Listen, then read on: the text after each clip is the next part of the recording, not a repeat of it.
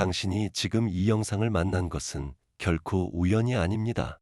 오늘은 어느 작은 시골 교회 이야기로 편지를 시작하고 싶습니다. 세월에 잊힌 예배당, 스테인드 글라스를 뚫고 들어온 빗줄기 속에서 먼지가 나른하게 떠다니는 곳입니다. 그 공기에는 오래된 목재 냄새와 함께 오래 간직해온 소망의 냄새가 배어 있었습니다. 그 성전의 한가운데 겨우 15명 남짓한 회중을 돌보는 목회자 필립이 무릎을 꿇고 있습니다. 기도가 아니라 부서진 의자 하나를 고치는 중입니다. 망치를 든 그의 손끝은 정확히 그의 마음속에서 벌어지고 있던 일의 거울이었습니다. 무너진 것을 어떻게든 붙들어 보려는 몸부림말입니다. 바로 그 평범하고 고요한 순간에 낡은 뒷문이 삐걱이며 열립니다. 필립이 멀리서만 우러러보던 이름 있는 한 예언자가 통로를 걸어 들어옵니다. 인사도 안부도 없이 그는 필립 앞에 멈춰 서서 영혼 깊숙이 들여다보는 눈빛으로 낮지만 흔들림 없는 목소리로 말합니다. 하나님께서 저를 당신에게 보내셨습니다. 그분은 당신에게 세대를 바꿀 사명을 맡기려 하십니다. 그 말이 끝나기도 전에 망치는 필립의 손에서 미끄러져 나무 바닥에 둔탁하게 떨어집니다. 무거운 정적 속에서 그 소리만이 유일하게 울립니다. 하늘이 한 사람의 일상 속으로, 그것도 하필 그의 실패의 한복판으로 뚫고 들어올 때 그 사람의 마음에는 무엇이 차오를까요? 기쁨이 아닙니다. 감격도 아닙니다. 그것은 공포였습니다. 청하지도 않았는데 그의 마음은 스스로 서랍 하나를 엽니다. 오래도록 잠가두려 애썼던 무겁고 먼지 앉은 파일들로 가득한 그 서랍을 말입니다. 10년 전 이혼의 기억이 먼저 떠오릅니다. 눈물로 얼룩진 아내의 얼굴, 세게 닫힌 문, 오늘까지도 그를 따라다니는 아이들의 혼란스러운 눈빛, 또 다른 서류에는 중독의 기억이 담겨 있습니다. 흐릿한 밤, 숨겨둔 병들, 다음날 아침의 수치심, 그 다음엔 힘없던 설교들, 실망에 떠나간 교인들의 얼굴들, 지키지 못한 약속들, 그리고 하나님이 정말 계시기는 한 것인지 밤새 소리 없이 절규하던 순간들이 이어집니다. 그것은 단순한 기억의 창고가 아니었습니다. 그것은 그를 고발하는 증거물이었고 하나님의 부르심과 그의 마음 사이에 세워진 보이지 않는 벽이었습니다. 사도 바울도 이 서류 더미를 알고 있었습니다. 로마서 7장에서 그는 이렇게 부르짖습니다. 내가 행하는 것을 내가 알지 못하노니 곧 내가 원하는 것은 행하지 아니하고 도리어 미워하는 것을 행함이라. 오호라, 나는 곤고한 사람이로다. 이것은 우리 모두의 내면에서 조용히 그러나 맹렬히 타오르는 내전입니다. 충격이 지나가자 필립의 첫 반응은 항변이었습니다. 하늘이 저지른 실수를 어떻게든 바로잡아야겠다는 절박함이었습니다. 그는 무릎에 먼지를 털며 예언자에게 거의 속삭이듯 말합니다. 선생님, 죄송하지만 뭔가 착오가 있는 듯합니다. 당신은 저를 모르십니다. 그러고는 자신의 죄목을 하나씩 읊기 시작합니다. 저는 첫 가정을 무너뜨렸습니다. 여러 해 동안 하나님을 떠나 이 자리를 부끄럽게 할 삶을 살았습니다. 오늘 여기 있는 사람들 대부분은 제가 예전에 어떤 사람이었는지 알지도 못합니다. 우리는 늘 이렇게 합니다. 하나님이 우리를 부르실 때 마치 전지하신 분이 우리의 이력서를 미처 확인하지 못한 것처럼 우리 자신에 대해 더 정확히 알려드리려 합니다. 이것은 단순한 겸손이 아니라 마비시키는 두려움입니다. 다시 실패할 것이라는, 이번엔 그 추락이 만인 앞에서 벌어질 것이라는 두려움. 너는 아직 부족해. 너는 가짜야라고 속삭이는 그 목소리에 최종 확인 도장을 찍어주고 마는 것이 두려운 겁니다. 불붙은 떨기나무 앞에 선 모세도 똑같이 반응했습니다. 그는 하나님께 5번이나 반박했습니다. 내가 누구이기에 내가 무엇이라 말하리이까? 그들이 믿지 않으면 어찌합니까? 나는 입이 뻣뻣하고 혀가 둔한 자니이다. 주여, 보낼 만한 자를 보내소서. 이것은 자신이 부족하다고 느끼는 마음의 탄원입니다. 그러나 예언자는 필립이 보는 것을 보지 않았습니다. 필립은 오염된 땅, 잡초와 실패의 돌더미로 뒤덮인 흙만을 보고 있었습니다. 그는 잊었거나 애초에 알지 못했습니다. 그 쓰레기 더미 한가운데 이미 하나님께서 씨앗 하나를 심어두셨다는 사실을 말입니다. 마태복음 13장의 겨자씨 비유는 모든 씨 중 가장 작은 것이 가장 큰 것으로 자란다고 말합니다. 우리는 늘 이 씨앗이 잘 가꿔진 정원에 뿌려진다고 상상합니다. 하지만 만약 당신 안에 그 거룩한 잠재력이 하필 당신의 가장 부끄러운 결정들이 쌓인 쓰레기 더미 한가운데 심어졌다면 어떻겠습니까? 쓰레기 더미 속의 겨자씨도 여전히 겨자씨입니다. 나무가 될 유전자는 조금도 손상되지 않았습니다. 예언자는 필립의 실패를 부인하지 않았습니다. 오히려 그것을 인정한 뒤 모든 것을 뒤집는 한마디를 던졌습니다. 바로 그렇기 때문에 당신이 선택된 것입니다. 하나님께서는 당신의 완벽함이 필요하신 게 아닙니다. 그분은 당신의 이야기가 필요하십니다. 여기서부터 벗이어 진짜 대화가 시작됩니다. 이 거룩한 논리를 이해하려면 우리는 깨어짐에 대한 신학, 그 깊고 아름다운 진리 속으로 함께 걸어 들어가야 합니다. 저는 언젠가 이런 비유를 든 적이 있습니다. 뼈가 부러졌다가 제대로 맞춰져 아물면 몸은 그 부위에 가골이라는 것을 만듭니다. 이 새로운 뼈 조직은 단순히 부러진 곳을 이어붙이는 데서 그치지 않고 바로 그 지점을 골절 이전보다 더 단단하게 만듭니다. 한 번도 부러진 적 없는 뼈는 고른 강도를 지니지만 부러졌다가 치유된 뼈는 가장 약했던 바로 그 자리에 특별한 강함을 얻습니다. 저는 이 사실을 구속의 신비를 설명하는 데 사용하곤 했습니다. 우리의 영적인 골절, 곧 우리의 죄와 가장 부끄러운 실패들은 하나님의 치유하시는 손길에 맡겨질 때 단지 용서받는 데서 끝나지 않습니다. 그것들은 변형됩니다. 당신이 가장 수치스러워하는 그 자리가 언젠가 가장 큰 능력의 자리가 될 수 있습니다. 당신의 가장 큰 약점이 가장 강력한 간증의 원천이 될 수 있는 것입니다. 필립은 부서진 과거 때문에 자격을 박탈당한 것이 아니라 오히려 그 과거를 통해 은밀하게 자격을 갖추어 가고 있었습니다. 바울은 고린도후서 12장에서 이 진리를 몸소 배웠습니다. 내 은혜가 내게 족하도다. 이는 내 능력이 약한 데서 온전하여짐이라. 약함에도 불구하고가 아닙니다. 약함 안에서입니다. 골절은 능력이 드러나는 조건이 됩니다. 여기서 우리는 수많은 그리스도인을 올가매는 중요한 구분에 이르게 됩니다. 완벽함과 온전함의 차이입니다.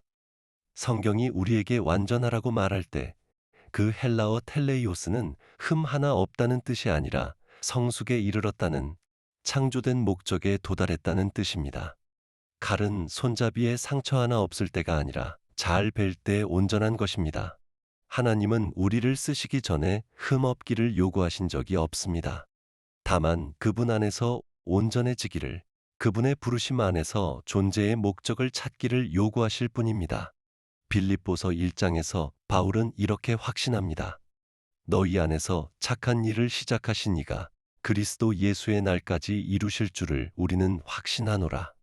일은 아직 끝나지 않았습니다. 우리는 지금도 지어지고 있는 건물입니다. 완벽해질 때까지 섬김을 미루는 것은 완공되기 전까지는 아무 일도 하지 않겠다는 공사 현장과 같습니다. 필립의 사명은 그가 스스로를 고친 다음에 찾아온 것이 아니었습니다. 예언자는 부서진 의자들 한가운데서 그를 찾아냈습니다. 하나님의 부르심은 우리의 거룩함에 대한 보상이 아니라 그 거룩함에 이르는 통로이기 때문입니다. 그리고 성경을 살펴보면 이것은 결코 예외적인 사례가 아닙니다. 이것은 하나님의 일관된 패턴이며 그분이 즐겨 쓰시는 방식입니다. 그분은 자격 미달인 자, 연약한 자, 복잡한 과거를 지닌 자들을 오히려 의도적으로 택하시는 듯 보입니다. 살인 혐의로 쫓기던 말더듬이 모세를 그분 백성의 해방자로 세우십니다. 훗날 간음자요, 살인자가 될 잊혀진 막내 아들 다윗을 그분 마음에 합한 왕으로 부르십니다. 결정적인 순간에 그분을 3번이나 부인할 성급한 어부 베드로를 교회의 반석으로 삼으십니다.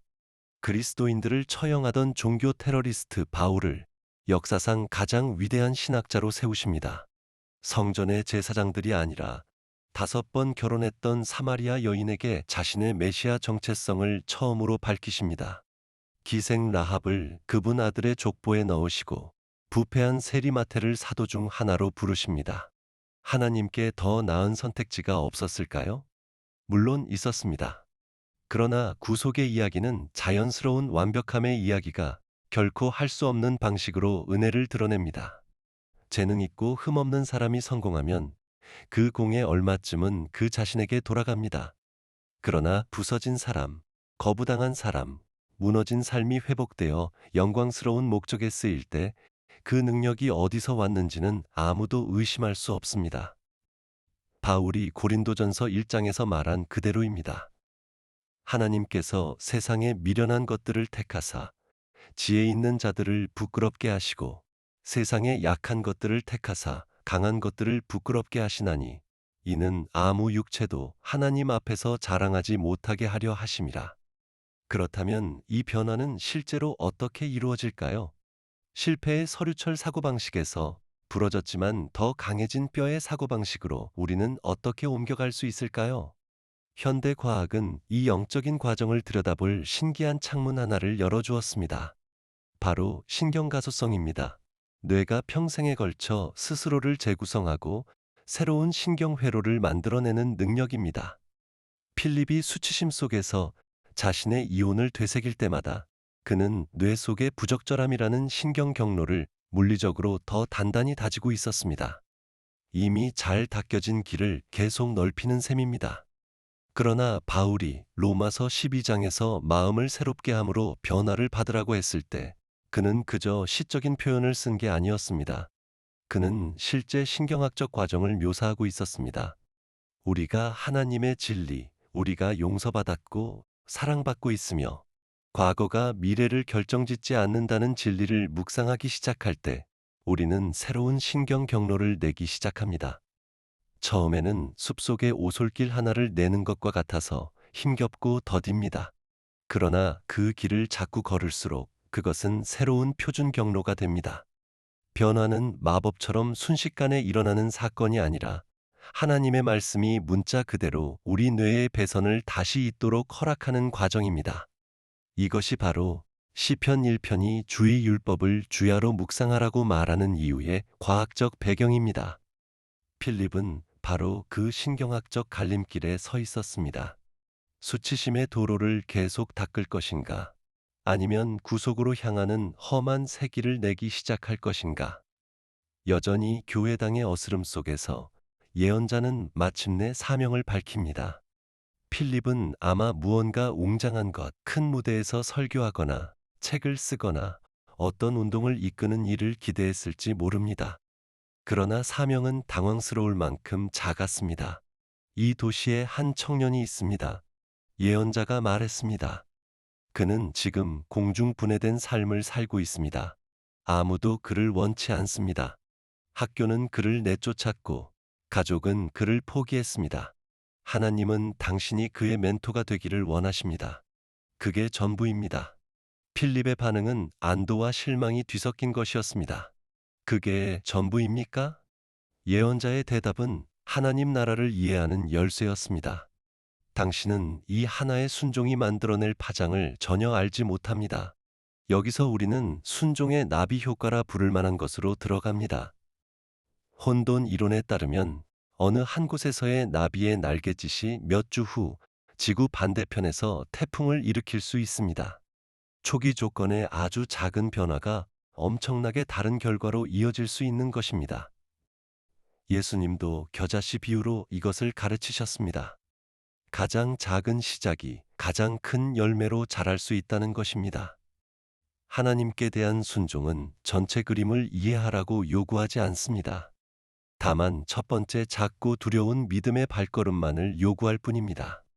열왕기상의 사르밧 과부를 기억해 보십시오. 엘리야가 그녀에게 청한 것은 마지막 남은 밀가루로 빚은 작은 떡 한 조각뿐이었지만 그 작은 믿음의 행위가 기근 속에서 그녀와 아들을 살렸습니다. 그 작은 씨앗 하나로부터 보이지 않는 세대의 폭포를 상상해 보십시오. 필립이 멘토가 되어준 그 청년은 온갖 역경을 딛고 학교 상담사가 됩니다. 그 자리에서 그는 수백 명의 10대들에게 영향을 미치고 그중 한 명은 자살 직전에 그와의 대화로 삶이 바뀝니다.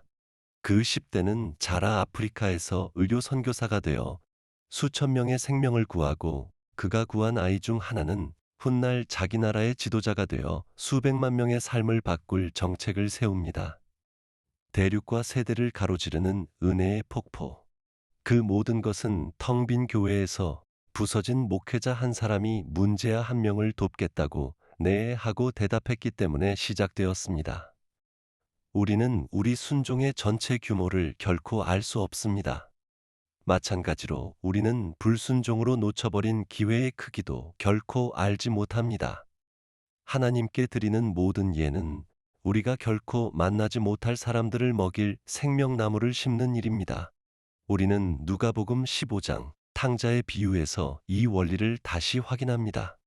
저는 이 이야기를 읽을 때마다 세부 묘사에 주목하곤 했습니다. 아들은 깨끗하고 정돈된 모습으로 돌아오지 않았습니다. 그는 패배하고 절망한 채 여전히 돼지우리 냄새를 풍기며 돌아왔습니다. 그러나 아버지는 팔짱을 끼고 문 앞에서 목욕부터 하라고 요구하지 않았습니다. 본문은 말합니다. 아직도 거리가 먼데 아버지가 그를 보고 달려가 목을 안고 입을 맞추었다. 아들의 몸에서는 여전히 실패의 냄새가 났지만 그 냄새가 아버지의 달려나옴을 막지 못했습니다. 저는 이 대목에서 이런 생각을 하곤 했습니다. 탕자가 그 여정에서 가져온 것 중 좋은 것은 단 하나도 없었습니다.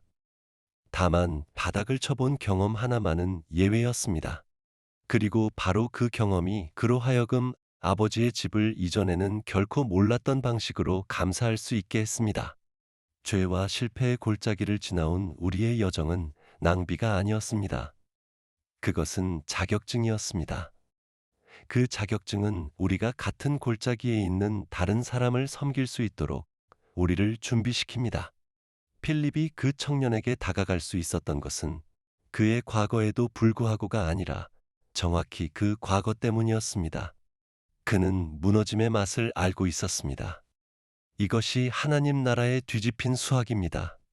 우리 세상의 계산법은 단순합니다. 성공에 힘을 더하면 자격이 된다는 것입니다. 그러나 하나님 나라의 방정식은 근본적으로 다릅니다. 약함에 굴복을 더하면 능력이 됩니다. 죽음이 생명과 같고 꼴찌가 첫째와 같으며 생명을 잃는 것이 곧 얻는 것입니다. 필립의 계산법은 이혼 더하기 중독 빼기 신뢰 이꼬르 완전한 자격 박탈이었습니다. 그러나 거룩한 수학은 이렇게 말합니다.